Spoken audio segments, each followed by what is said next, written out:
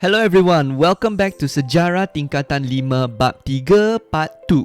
Dalam Part 1, kita cakap tentang latar belakang pemerintahan beraja dan demokrasi berparlimen di negara kita, sejarah Majlis Raja-Raja dan kuasa YDPA dalam perlembagaan persekutuan. Di negara kita, kita menggunakan sistem demokrasi berparlimen. Terdapat pelbagai ciri demokrasi yang dinyatakan dalam perlembagaan persekutuan. Yang pertama adalah amalan pilihan raya. Siapakah yang memilih pemimpin di negara kita? Jawapannya adalah kita, rakyat Malaysia, melalui pilihan raya. Pilihan raya menandakan wujudnya amalan demokrasi di negara kita dan diadakan dalam tempoh 5 tahun. Yang kedua adalah kebebasan asasi. Kebebasan asasi ataupun hak asasi adalah hak yang dimiliki oleh seseorang individu di sisi undang-undang. Setiap warga negara Malaysia diberikan hak-hak ini. Hak-hak tersebut adalah kebebasan diri. Tiada seorang pun boleh diambil nyawanya atau dilucutkan kebebasan dirinya kecuali mengikut undang-undang. Kebebasan beragama. Walaupun Islam ialah agama persekutuan, penganut lain boleh mengamalkan agama masing-masing. Hak berkenaan dengan pendidikan. Tidak boleh ada diskriminasi terhadap warga negara atas alasan agama, ras, keturunan atau tempat lahir. Yang berakhir adalah kebebasan bersuara, berhimpun dan berpersatuan. Setiap warga negara berhak kepada kebebasan bersuara, berhimpun secara aman dan membentuk persatuan. Ciri demokrasi ketiga adalah pengasingan kuasa dalam pemerintahan. Cuba bayangkan, kalau satu organisasi ataupun satu badan dalam Malaysia ada kuasa mutlak di Malaysia, apakah akibatnya? Kemungkinan besar, organisasi ataupun badan tersebut akan buat apa-apa sahaja yang dia mahu. Untuk elakkan situasi ini berlaku, kuasa pemerintahan di negara kita dibahagikan kepada 3 badan. Badan Perundangan, Badan Eksekutif dan Badan Kehakiman. Akibatnya, tidak ada satu badan yang ada kuasa mutlak. Badan Perundangan berfungsi mengubah undang-undang. Contohnya, apabila wabak COVID-19 bermula di negara kita, terdapat undang-undang baru seperti mesti pakai seliput muka ataupun kalau tak ikut SOP, kamu akan didenda RM10,000. Undang-undang ini ditulis oleh Badan Perundangan negara kita. Badan Perundangan pada peringkat kerajaan persekutuan ialah Parlimen dan Badan Perundangan pada peringkat kerajaan negeri ialah Dewan Undangan Negara. Parlimen terdiri daripada 3 komponen, YDPA, Dewan Rakyat dan Dewan Negara. Parlimen berkuasa mengubah undang-undang dan boleh membuat pindaan undang-undang persekutuan sedia ada. Ahli Dewan Rakyat dipilih oleh rakyat melalui pilihan raya dan Dewan Negara membahaskan rang undang-undang yang diluluskan oleh Dewan Rakyat. Badan Eksekutif ialah badan pemerintah yang melaksanakan kuasa eksekutif mengikut perlembagaan persekutuan. Pada peringkat kerajaan persekutuan, Badan Eksekutif ialah Jemaah Menteri, manakala Badan Eksekutif peringkat kerajaan negeri ialah Majlis Mesyuarat Kerajaan Negeri.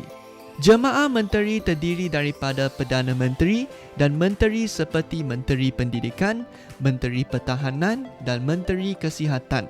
Jemaah Menteri mengubal dasar negara dan melaksanakan pembangunan. Perdana Menteri mengetuai Jemaah Menteri. Pada peringkat negeri, kuasa eksekutif terletak pada Sultan atau Raja atau yang di-Pertua Negeri. Kuasa eksekutif dilaksanakan oleh Majlis Mesyuarat Kerajaan Negeri atau Exco. Di Sarawak dan Sabah, Badan Eksekutif Negeri dikenali sebagai Kabinet Negeri. Badan Kehakiman ialah badan yang bertanggungjawab mentafsirkan dan melaksanakan undang.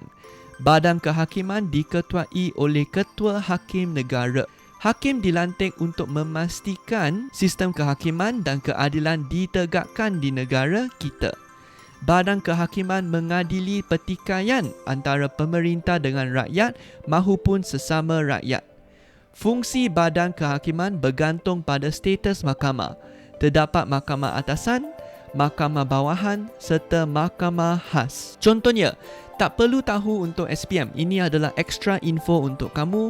Mahkamah Atasan adalah untuk kes yang melibatkan lebih daripada RM1 juta. Mahkamah Bawahan adalah untuk kes yang bukan sangat penting, seperti kes yang melibatkan lebih kurang daripada RM100,000. Di peringkat negeri, terdapat juga Mahkamah Syariah dan Mahkamah Anak Negeri di Sarawak dan Sabah. Gambar ini menunjukkan negara-negara lain yang mengamalkan sistem demokrasi berparlimen. Tetapi, amalan demokrasi berparlimen di negara kita sangat unik berbanding dengan negara yang lain. Terdapat 3 ciri-ciri yang unik. Yang pertama adalah gabungan unsur tradisional dan moden dalam pentadbiran. Negara kita mempunyai sejarah yang sangat menarik. Kita pernah belajar tentang Raja-Raja Melayu dan kesan Raja-Raja Melayu terhadap sejarah negara kita.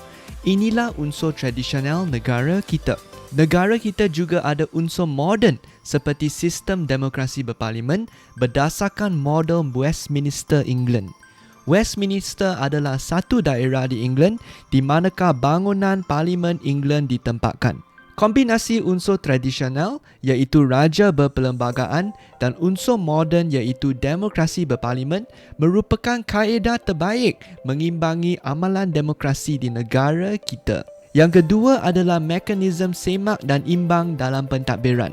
Contohnya, di sekolah, cikgu akan menyemak kerja pelajar untuk memastikan bahawa pelajar habiskan kerja rumah mereka dengan kualiti yang memuaskan. Sama seperti di negara kita, raja akan meredakan konflik yang berlaku dalam demokrasi seperti bertikaian parti politik dan perselisihan antara kaum. Raja berkecuali dalam hal politik kerana raja tidak memasuki mana-mana parti politik. Selain itu, tadi kita dah belajar bahawa terdapat pengasingan kuasa iaitu badan perundangan, eksekutif dan kehakiman. Yang ketiga adalah kuasa budi bicara raja. Kuasa budi bicara raja ialah kuasa yang boleh dilaksanakan oleh baginda tanpa mendengar atau menurut nasihat ketua kerajaan dalam perkara tertentu. Contohnya, sekarang terdapat darurat di negara kita. Parti PN akan mendesak YDPA untuk memanjangkan darurat. Parti PH akan mendesak YDPA untuk menamatkan darurat. Tetapi, YDPA boleh mengambil tindakan tanpa mendengar nasihat kedua-dua parti tersebut. YDPA mempunyai kuasa budi bicara dalam hal seperti pelantikan Perdana Menteri dan untuk tidak memperkenankan permintaan pembubaran parlimen.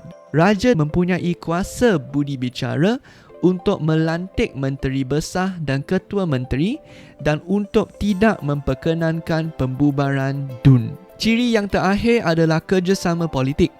Di Amerika Syarikat, terdapat 2 parti yang dominan iaitu Demokrat dan Republikan.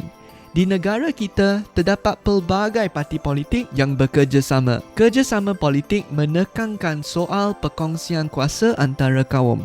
Pemuafakatan pelbagai parti politik membolehkan parti politik membentuk kerajaan dan berkongsi kuasa dalam pemerintahan di negara kita. Contohnya, Parti Perikatan yang memenangi pilihan raya tahun 1955 terdiri daripada UMNO, MCA dan MIC. Itulah sahaja untuk bab 3 tingkatan 5. Kalau video ini menolong kamu memahami sejarah, tolong like, subscribe and share. See you guys in bab 4.